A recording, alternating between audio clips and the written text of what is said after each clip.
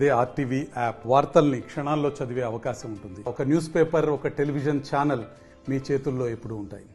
BRS party అభ్యర్థుల ఎంపికలో కసరత్తు చేస్తుంది. ఇప్పటికే కరీంనగర్ లోక్సభ పరిధిలో తనదైన శైలిలో గత కొంతకాలం నుంచి ప్రచార కార్యక్రమాల్లో పాల్గొంటున్నటువంటి సీనియర్ నేత, ప్లానింగ్ కమిషన్ మాజీ చైర్మన్, మాజీ ఎంపీ వినోద్ కుమార్ పేరును అనౌన్స్ చేశారు. అలాగే పెద్దపల్లి ఎస్సీ రిజర్వ్ నియోజకవర్గం నుంచి పోటీ అధికంగా ఉన్నప్పటికీ మాజీ మంత్రి మేడారం నుంచి, అలాగే ధర్మపూర్ నుంచి ఎన్నిక అయినటువంటి ఎమ్మెల్యేగా ఉన్నటువంటి మాజీ ఎమ్మెల్యే కొప్పుల ఈశ్వర్ ఇటీవల కాలంలో ధర్మపురి ఎమ్మెల్యేగా ఓటమి చవిచూశారు.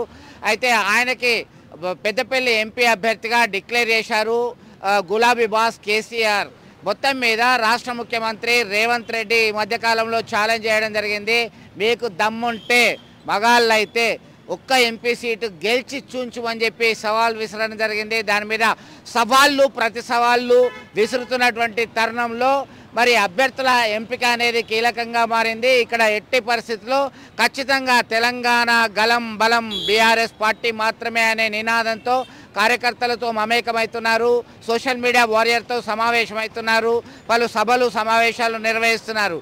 ఎట్టి పరిస్థితుల్లో పట్టు విడవకూడదు, మన ఉనికిని కాపాడుకోవాలి అని చెప్పేసి ఒక ఛాలెంజ్గా తీసుకున్నారు. ఎందుకంటే ఇప్పటికే ముగ్గురు అభ్యర్థులు, దాదాపుగా బీఆర్ఎస్కు చెందినటువంటి ముగ్గురు ఎంపీ అభ్యర్థులు, కీలకమైనటువంటి నేతలు పార్టీ ఫిరాయించారు.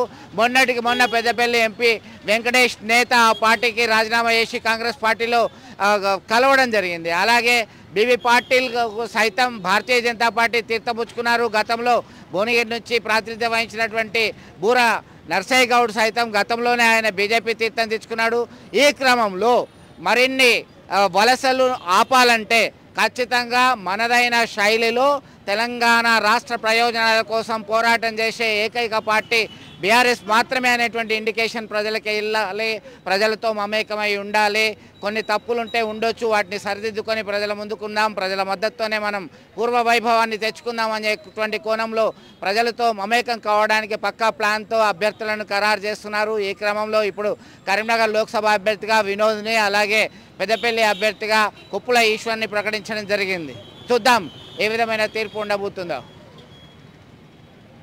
మరిన్ని వీడియోస్ కోసం ఛానల్ ని సబ్స్క్రైబ్ చేయండి. లేటెస్ట్ అప్డేట్స్ కోసం వాట్సాప్ ఛానల్ ని ఫాలో చేయండి. అండ్ లింక్ డిస్క్రిప్షన్ లో ఉంది.